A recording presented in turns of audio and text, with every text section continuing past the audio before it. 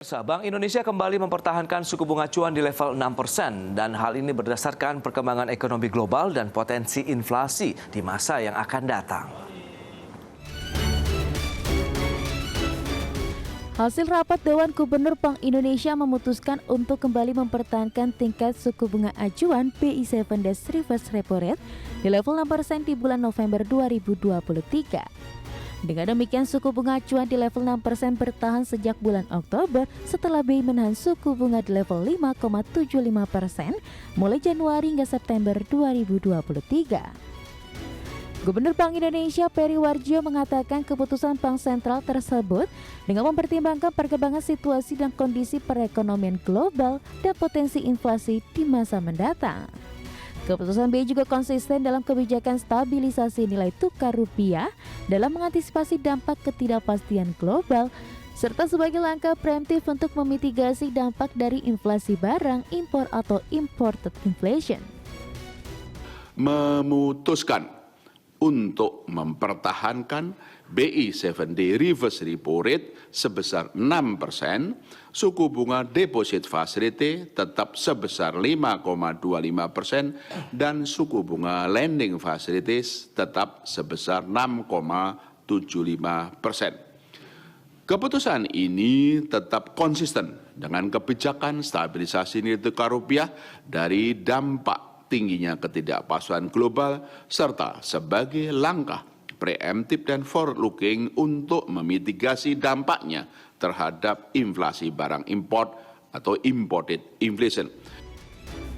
Sementara itu, Bank Indonesia memprediksi pertumbuhan ekonomi global di tahun 2023 sebesar 2,9% dan akan melambat pada tahun 2024 sebesar 2,8%.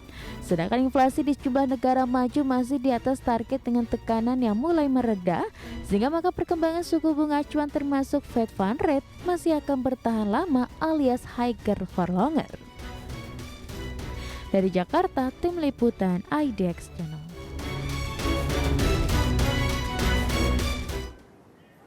Baik pemirsa, berikut ini kami sampaikan infografis untuk Anda terkait dengan pergerakan inflasi dari bulan Juni sampai dengan Oktober 2023. Data selengkapnya bisa Anda saksikan di layar televisi Anda. Baik, kita lihat pergerakan dari bulan Juni untuk pergerakan laju inflasi kita secara bulanan dan juga tahunan begitu ya. Di bulan Juni, pergerakan dari inflasi secara bulanan itu berada di posisi 0,14%. Kemudian kalau kita bandingkan dengan Juli 0,21%, sementara di bulan Agustus terjadi deflasi untuk pergerakan inflasi 0,02%. Kemudian di bulan September secara bulanan 0,19% dan Oktober 0,17%. Itu dia untuk pergerakan laju inflasi. Kita lihat secara pergerakan tahunan begitu ada kenaikan untuk laju inflasi kita menjadi 2,56%. Sementara untuk pergerakan secara bulanan ada juga sedikit kenaikan begitu ya. Baik, itu dia untuk aktivitas pergerakan inflasi dari bulan Juni sampai dengan Oktober 2023, di mana secara bulanan tadi sudah disampaikan memang dari 0,19% di bulan September kemudian menjadi 0,17% di bulan Oktober 2023. Berikutnya kita lihat pergerakan nilai tukar rupiah. Ini pergerakan dari tanggal 10 November sampai dengan 23 November 2023. Ya, tercatat masih terus berada di level 15 ribuan terhadap dolar Amerika. Ini data sampai dengan 23 November yang tercatat di posisi 15.593. Sedikit ada pelemahan dibandingkan dengan hari sebelumnya ya untuk pergerakan nilai tukar rupiah. Baik pemirsa, untuk membahas tema menarik kita hari ini terkait dengan jaga inflasi, Bank Indonesia tahan suku bunga acuan, kita sudah tersambung melalui Zoom bersama dengan Bapak Nailul Huda, ekonom Selius. Ya, selamat pagi Pak Nailul. Halo. Halo. Ya, selamat pagi. Pagi. Oke, terima kasih Pak Nailul atas waktu yang disempatkan. Menarik lagi kalau kita cermati Bank Indonesia ini kembali mempertahankan suku bunga acuan di level 6%. Begitu review dari Anda, begitu apakah sudah tepat kebijakan yang sudah diambil oleh Bank Indonesia?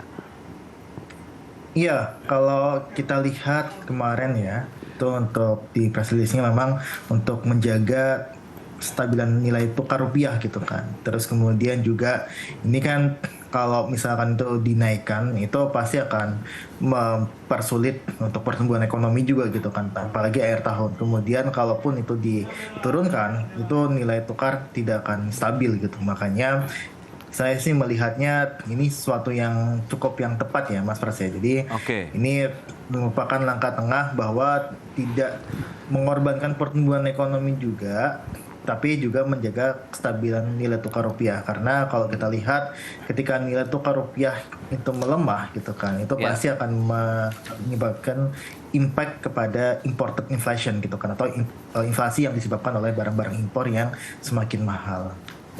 Baik, tadi juga sudah disampaikan begitu pergerakan laju inflasi secara tahunan ada kenaikan dari bulan September ke Oktober begitu ya. Dari 2,28 menjadi 2,56%. Kemudian secara bulanan pun tidak jauh berbeda dari 0,19%. Justru kalau memang ini untuk inflasi bulanan ada penurunan ini. Mohon maaf ini Pak Anelo. Lantas bagaimana Anda melihat sepertinya inflasi kita masih on the track begitu, masih sesuai dengan konsensus dari ekonom maupun juga dari Bank Indonesia? Ya, kalau kita lihat di tengah tren inflasi yang tinggi di global gitu kan, tentu angka inflasi kita yang terjaga di angka 3% itu 3%-an lah ya, itu cukup bagus Mas Pras. Jadi kita masih on the track lah untuk inflasinya, walaupun memang ada kenaikan ya, dari bandingkan dengan 2 tahun lalu atau setahun yang lalu gitu. Tapi kita masih on the track, angka inflasinya berada di angka 3%. Karena kan memang targetnya sekitar 3% untuk tahun 2023. Baik, nah lantas bagaimana dengan pergerakan nilai tukar rupiah kita begitu? 15 ribuan begitu masih terus bertengger. Apakah ini menjadi satu langkah yang ditempuh oleh Bank Indonesia untuk menjaga bahwa tekanan global ini lagi-lagi masih menjadi momok itu untuk pemerintah saat ini? Ya, tentu tekanan global gitu kan, ya entah itu akibat dari perang gitu kan, terus kemudian juga ya kita masih melihat ada beberapa negara yang masih melakukan ya penahanan ekspor dan sebagainya yang menyebabkan harga-harga itu cukup naik gitu kan. Nah ini yang menjadi bahwa ya ketika harga naik pasti inflasi akan mengikuti gitu kan, terutama untuk barang-barang impor gitu kan. Makanya kalau ini ditambah lagi dengan nilai tukar yang memang ambruk gitu kan, nilai tukar yang memang terpuruk gitu kan, seperti beberapa waktu yang lalu gitu ya. Nah ini akan jadi kerugian juga bagi Indonesia gitu kan, bahwa sudah impornya mahal, harganya naik, kemudian nilai tukarnya juga melemah gitu. Nah makanya memang kalau ini ditahan gitu kan, seharusnya kan kalau kita lihat dinaikkan gitu kan, tapi memang untuk menjaga pertumbuhan ekonomi agar nggak semakin tertekan itu memang langkah baiknya adalah menahan suku bunga di angka 6% gitu kan. Dan juga kalau kita lihat untuk beberapa waktu ke depan gitu kan, mungkin akhir tahun ini Fed kayaknya tidak menaikkan suku bunga acuannya gitu kan, yang pada akhirnya ini BI melakukan langkah tepat untuk menahan tingkat suku bunga acuannya. Baik. Lantas seberapa besar sih sebenarnya tekanan global terhadap perekonomian Indonesia, dan lagi-lagi apakah ini akan mempengaruhi terkait dengan inflasi kemudian nilai tukar rupiah? Kita akan bahas nanti di segmen berikutnya Pak Nelul. Kita akan jeda sebentar ya. Dan pemirsa, kami akan segera kembali usai pariwara berikut ini. Ya, terima kasih Anda masih bergabung bersama kami dalam Market Review. Pemirsa, berikut ini kami sampaikan kembali data terkait dengan pertumbuhan ekonomi Indonesia. Selengkapnya bisa Anda saksikan di layar televisi Anda. Baik, kita akan lihat pergerakan dari kuartal 4 dan juga kuartal 3 2023 pergerakan dari pertumbuhan ekonomi Indonesia. Ya, seperti yang bisa Anda saksikan, pergerakan pertumbuhan ekonomi Indonesia secara tahunan dari kuartal 3 2023 kita akan lihat seperti apa pergerakannya. Ya, itu dia 4,94%, kemudian di kuartal kedua 2023 naik menjadi 5,17%, kuartal 1 2023 kita lihat 5,05%. Dan di kuartal 4 2024 tercatat 5,01% begitu ya. Baik. Berikutnya kita akan cermati komoditas penyumbang andil inflasi di bulan Oktober. Ada beras, kemudian bensin, cabai rawit, tarif pesawat, kemudian cabai merah. Itu dia, akan kita lanjutkan kembali perbincangan ini bersama dengan Mas Nailul Huda, ekonom Selios. Baik Mas Nailul, kita akan lanjutkan kembali. Ini beberapa data terkait dengan pertumbuhan ekonomi, tadi inflasi kita sudah sampaikan, kemudian juga pergerakan dari nilai tukar rupiah ya terhadap mata uang dolar Amerika. Lantas seberapa kuat tekanan global yang memang masih menjadi sebenarnya tidak menjadi kekhawatiran bagi Indonesia saja, bahkan sejumlah negara-negara di Asia dan mungkin dunia, bahkan negara-negara maju. Apa yang bisa kita lihat sih? Apakah dampak dari perang ini akan sangat panjang? Ya, kita lihat bahwa ada potensi Mas ya, Mas. Ada potensi dari perang yang ada di Timur Tengah itu meluas gitu kan. Bahkan kalau itu sampai melibatkan untuk negara-negara Arab, itu akan menjadikan satu yang pasti pertama harga minyak akan meningkat tajam gitu kan. Terus kemudian pasti karena kita net importir gitu kan, itu pasti akan membebankan keuangan kita. Baik. Ya, halo. Mas Nailul. Baik pemirsa, sepertinya kami tengah mengalami gangguan komunikasi dengan Mas Nailul Huda, begitu ekonom Selyos, dan ini masih terkait dengan pembahasan kita, begitu di mana Bank Indonesia mempertahankan suku bunga acuan di level 6% karena pertimbangan dari faktor global, begitu, sehingga akan tetap menjaga laju inflasi, kemudian pergerakan nilai tukar rupiah kita. Mas Nailul, apakah sudah bisa mendengar? Ya, Mas. Oke. Silakan dilanjutkan kembali. Tadi ada sedikit gangguan terkait dengan sinyal komunikasi kita ini, Mas Nailul. Silakan. Ya. Maaf Mas, tadi ada gangguan sedikit. Memang kalau kita lihat ada ancaman di situ Mas ya, ada ancaman bahwa perang ini akan semakin meluas, juga tidak selesai dalam waktu yang cepat gitu kan, yang akan menyebabkan satu yang pasti harga minyak akan melambung tinggi gitu kan, dimana kita sudah menjadi negara net importer gitu kan. Ini yang akan menyebabkan pasti ya beban subsidi yang cukup tinggi, kemudian juga akan menyebabkan ya kalaupun BBM itu dinaikkan harganya, itu pasti akan menyebabkan inflasi yang akan bergejolak juga, akan meningkat juga gitu. Nah, yang kedua adalah memang ketidakpastian global ini yang memang kalau kita lihat di satu sisi pertumbuhan ekonomi global ini kan diprediksikan terus menurun ya, terutama yang di tahun 2023 gitu kan. Nah, ini yang akan sedikit banyak lah akan menyebabkan bahwa ya harga-harga ini akan cukup tinggi, terutama untuk komoditas-komoditas yang kita impor gitu kan, seperti ya contohnya adalah gandum yang dari Rusia, Ukraina gitu kan, yang memang ini tengah meningkat harganya. Terus kemudian ada beberapa komoditas yang memang negara-negara itu melakukan proteksi gitu kan. Nah, ini yang menyebabkan imported inflation ini akan cukup tinggi juga gitu. Nah, makanya memang ini kebijakan untuk menahan suku bunga adalah kebijakan jalan tengah yang menurut saya juga cukup baik dilakukan oleh Bank Indonesia. Baik. Nah, langkah mitigasi yang perlu dilakukan lebih lanjut begitu. Apakah bauran kebijakan ekonomi makro, kemudian fiskal, kemudian moneter ini tetap menjadi andalan bagi Indonesia? Tentu selain mengandalkan suku bunga acuan ya, tentu pemerintah juga harus menjaga harga-harga komoditas dalam negeri gitu kan. Terutama yang berkaitan dengan volatile foods gitu kan.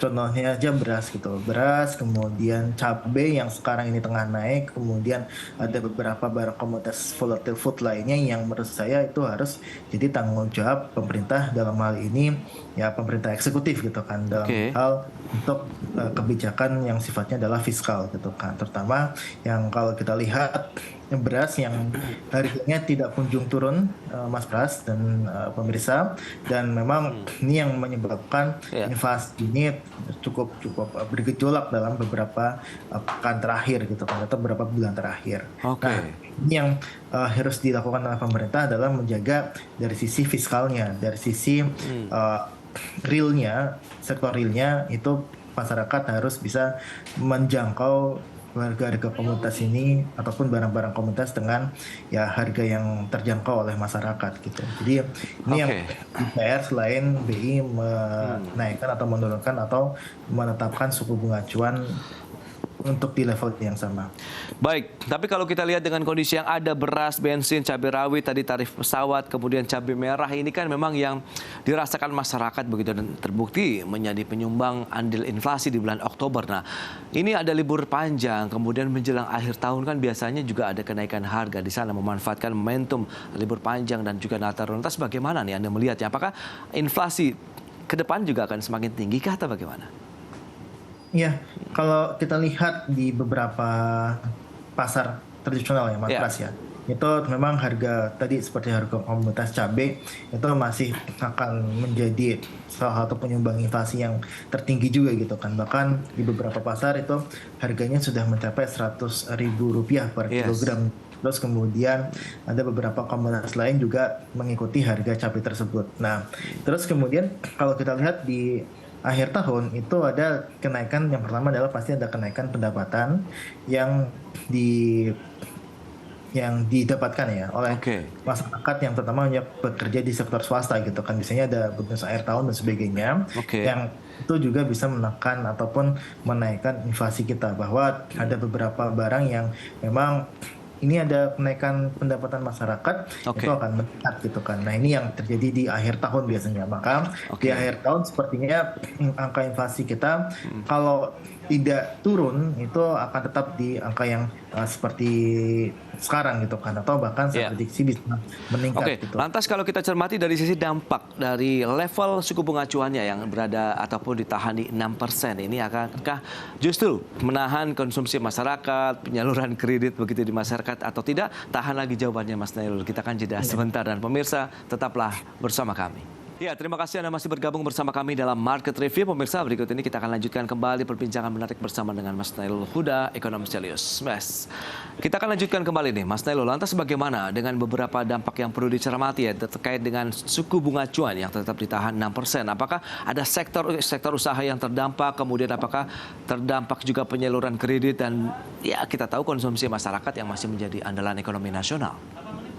Ya Mas, mudah-mudahan sih ya kalau saya lihat nanti untuk ya mungkin tahun depan ataupun ya tahun depan lah untuk kuartal 1, kuartal 2 itu suku bunga bisa diturunkan untuk menggenjot kredit gitu kan, terutama di awal tahun itu kan ya kita perlu banyak instrumen untuk bisa menaikkan pertumbuhan kredit gitu kan. Kalau sekarang kan memang kalau kredit ya udah akhir tahun juga gitu kan, bahwa ya udah mau tutup buku juga, ini juga saya rasa dampaknya akan relatif kecil untuk akhir tahun ini. Tapi saya harap sih untuk tahun depan ada kebijakan-kebijakan yang dia relatif untuk menggenjot pertumbuhan kredit. Nah, kalau tahun ini saya rasa memang lebih mengajar kepada menjaga nilai inflasi yang cukup stabil, karena kalau kita lihat inflasi yang naik gitu kan, terus kemudian juga ada potensi kenaikan inflasi akibat ketidakpastian global, itu pasti akan jadi salah satu faktor utamanya dari Bank Indonesia kenapa menahan suku bunga acuan. Tapi saya harap sih tahun depan ada kebijakan yang dia bisa menurunkan suku bunga acuan. Sektor-sektor yang terdampak atau paling tidak akhirnya tertahan lah, kalau bisa dikatakan tidak mengalami tekanan yang cukup kuat begitu ya dengan ditahannya suku bunga acuan di level 6% ini, Mas Nailul. Ya, tentu kalau kita lihat dari sisi sektor industri yang banyak meminjam atau meminjam hutang ke perbankan dengan suku bunga acuan sekarang gitu kan. Kemudian kalau saya lihat kalau untuk sektor perumahan atau sektor konstruksi, terutama perumahannya itu terbantu dengan adanya insentif ya. Kemarin yang memang pemerintah itu di bawah 2 miliar ada insentif dari pemerintah berupa PPN-nya 0% atau ditanggung oleh pemerintah gitu, yang akhirnya itu bisa mengurangi beban masyarakat untuk membeli rumah gitu kan. Sehingga walaupun ini tidak kunjung turun untuk bunga KPR-nya gitu kan, ini saya rasa bisa menambah daya beli masyarakat untuk membeli rumah gitu.